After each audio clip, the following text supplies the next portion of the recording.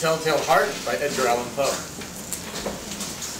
True, nervous, very, very dreadfully nervous I had been and am. But why will you say that I am mad? The disease had sharpened my senses, not destroyed, not dulled them. Above all was the sense of hearing acute. I heard all things in heaven and earth. I heard many things in hell. How then am I mad? Hearken, and observe how healthily, how calmly I can tell you the whole story. It is impossible to say how first the idea entered my brain. But once conceived, it haunted me day and night. Object was there none. Passion was there none. I loved the old man. He had never wronged me. He had never given me insults. For his gold I had no desire. I think it was his eye. Yes, it was this. He had the eye of a vulture. A pale blue eye with a film over it. And whenever it fell upon me, my blood ran cold, and so by degrees, very gradually, I made up my mind to take the life of the old man, and thus rid myself forever of this eye. Now this is the point. You fancy me mad. Madmen know nothing, but you should have seen me. You should have seen how wisely I proceeded, with what caution, with what foresight, with what dissimulation I went to work. I was never kinder to the old man than the week before I killed him. And every night, about midnight, I turned the latch of his door and opened it so gently. And then, when I had made an opening sufficient for my head, I put it in. A dark lantern, all closed and closed that no light shone out. And then I thrust in my head. Oh, you would have laughed to see how cunningly I thrust it in. I moved it in slowly, very, very slowly, so that I might not disturb the old man's sleep. It took me an hour to place my whole head within the opening, so far that I could see him as he lay upon his bed. Ha! Would a madman have been so wise as this? And then, when my head was well in the room, I undid the lantern cautiously. Oh, so cautiously. Cautiously, for the hinges creaked. I undid it just so much that a single thin ray fell upon that vulture eye. And this I did for 7 long nights, every night, just at midnight.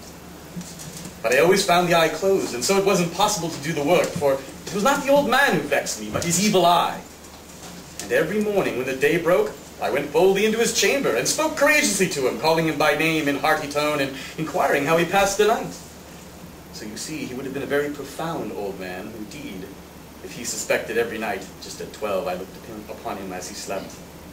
Upon the 8th night, I was more than usually cautious in opening the door. A watch's minute hand moves more quickly than did mine. Never before that night I felt the extent of my own powers, of my sagacity.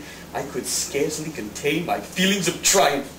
To think that there I was, opening the door, little by little, and not even to dream of my secret deeds or thoughts. I fairly chuckled at the idea, and perhaps he heard me, for he moved on the bed suddenly, as if startled.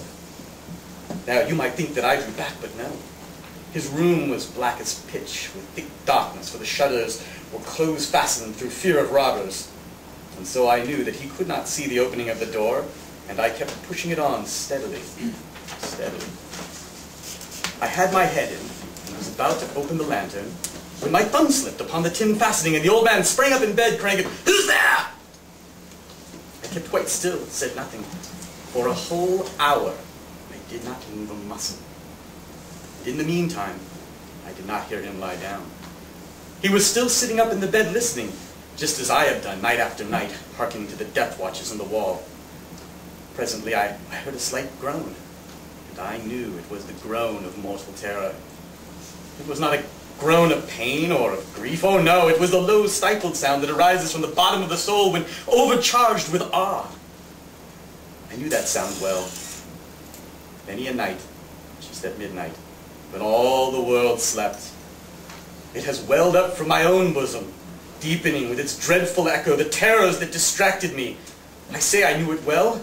I knew what the old man felt, and I pitied him. Although I chuckled at heart. I knew that he had been lying awake ever since the first slight noise, when he had turned in the bed. His fears had been ever since growing upon him. He had been trying to fancy them causeless, but he could not. He had been saying to himself, "It is nothing but the wind. In the chimney, yes. It is only a mouse, perhaps crossing the floor. Or merely a cricket, which made a single chirp. Yes. He had been trying to comfort himself with these suppositions, but he had found it all in vain. All in vain because death, in approaching him, had stalked his black shadow before him and enveloped the victim. And it was the mournful influence of the unperceived shadow that had caused him to feel, although he neither saw nor heard, to feel the presence of my head within his room.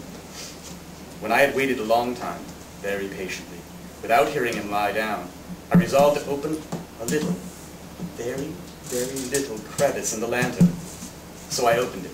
You cannot imagine how the stealthy, until at length, a simple dim ray, like the thread of a spider, shot from the crevice and fell full upon that vulture eye. It was open, wide, wide open, and I grew furious as I gazed upon it. I saw it with perfect distinctness, all dull blue, with a hideous veil over it that chilled the very marrow of my bones. But I could see nothing else of the old man's face or person, for I had directed the ray, as if by instinct, precisely upon that damned spot.